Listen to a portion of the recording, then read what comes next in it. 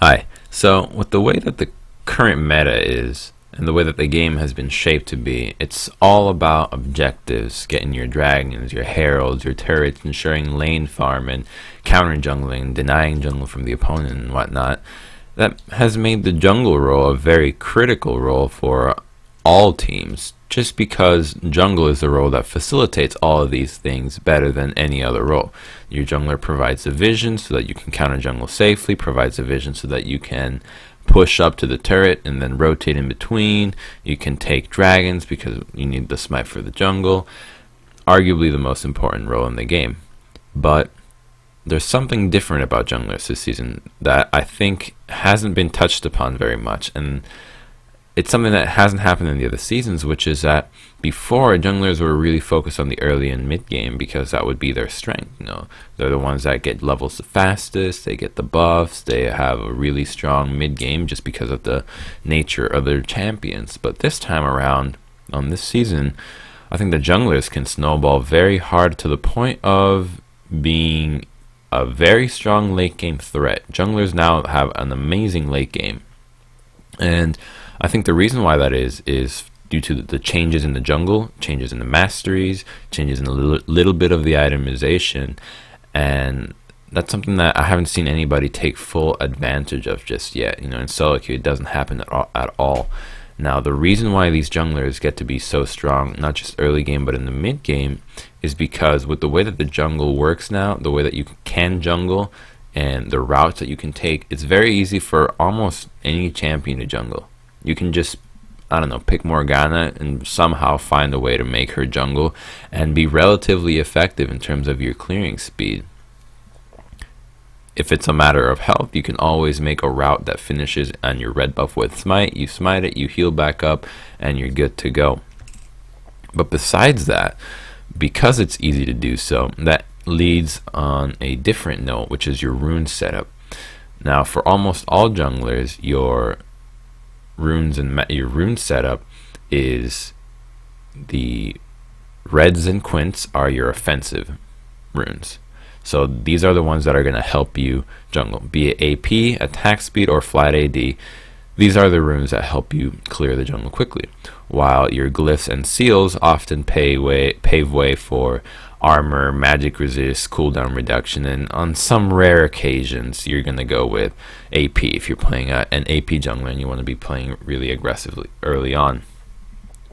What that means is now you don't need to take flat armor though, or flat magic resist, or flat anything, because the jungle was made so much easier to kill without you dying in response, that you can take things like full scaling CDR or full scaling health on your seals and glyphs, and you'll get by the jungle just as fast.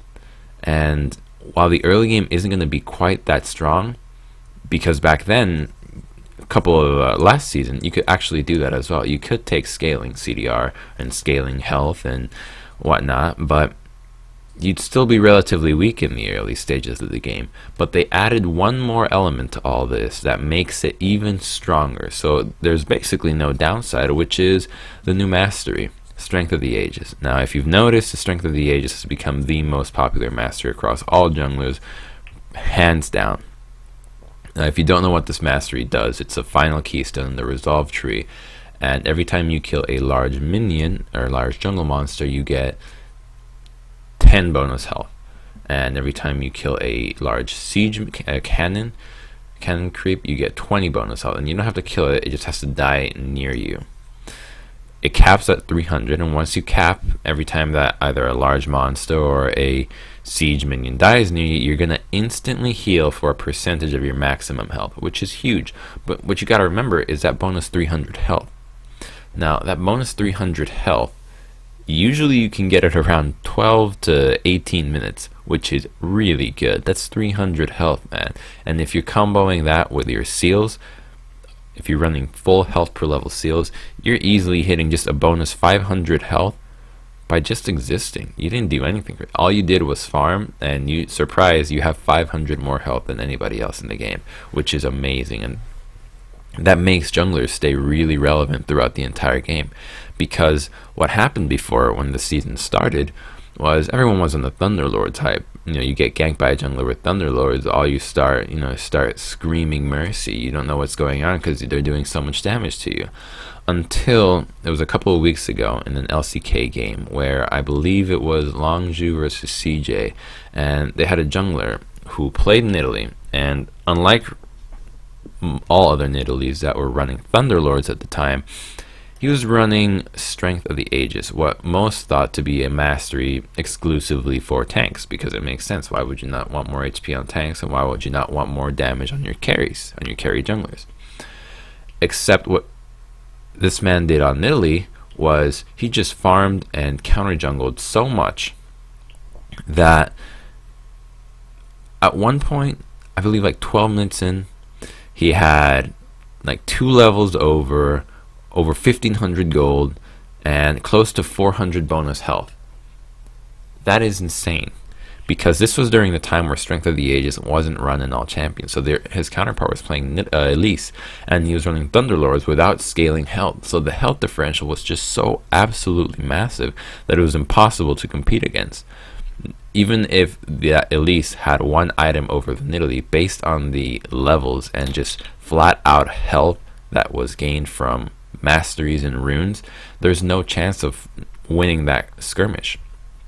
And ever since that game, there's been a development in the way that the jungle is played out, in which that almost all junglers have to run scaling, some sort of scaling runes to really benefit, because it's very difficult to get such a strong snowball in the early game to warrant running flat health or flat armor and flat magic resist across all your junglers. That if on the off chance you don't get that perfect snowball, you're gonna fall so far behind, because the other guy is just running circles around you. He's taking camps after camps and getting so much more health out of his runes and his masteries by just farming and existing. He's beating you just from having runes and masteries while you're trying to snowball with the flat runes.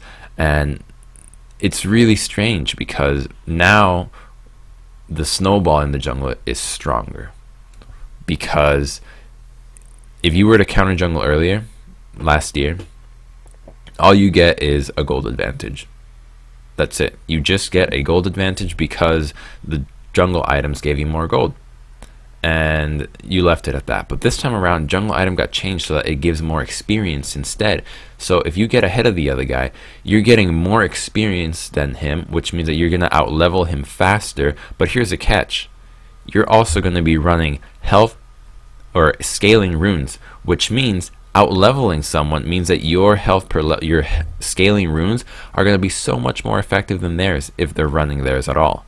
And because you're jungling faster, you're also taking the marks of Strength of the Aegis while denying the other guy marks. So instead of having that difference of just gold, now you have a difference of the effectiveness of your runes, and you have a difference in terms of denying that guy camps, which means 10 health bonus for him and 10 for instead it goes to you. So it ends up being you could think about it as a 20 health differential, because he's missing out on 10 while you're taking those from him.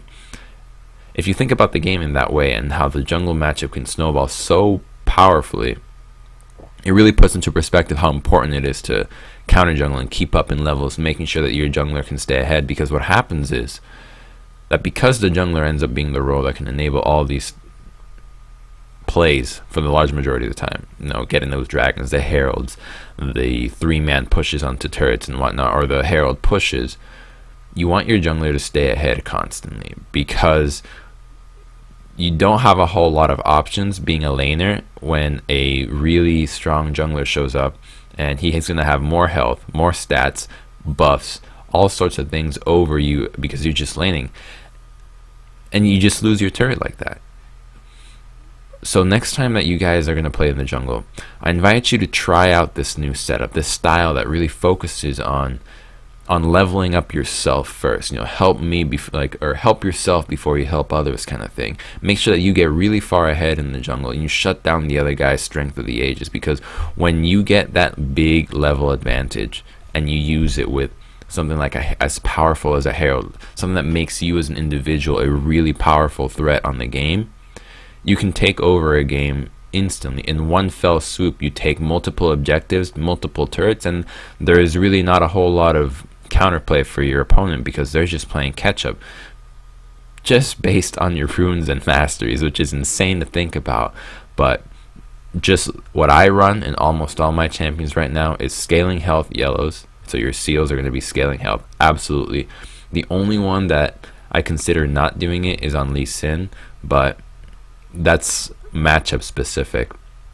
And for your quintessences, or for your glyphs, you got to be running scaling CDR, scaling AP, or scaling magic resist. One of those three, it works wonders because you end up just having so much more value as a character in the game because you got more stats out of your runes and masteries than most laners, which is why you see so many of these current carry junglers just be able to flat out dumpster laners. Like you see a Kindred come out of the jungle, nobody can kill her. You see the Nidalee does the same thing. Elise one-shots your carries. Elise Sin, exactly the same thing. Rek'Sai, every single jungler has that ability now. Before, laners had an easier time dealing with them, but now they can't, just because of that. So even if you're not a jungler, keep this in mind.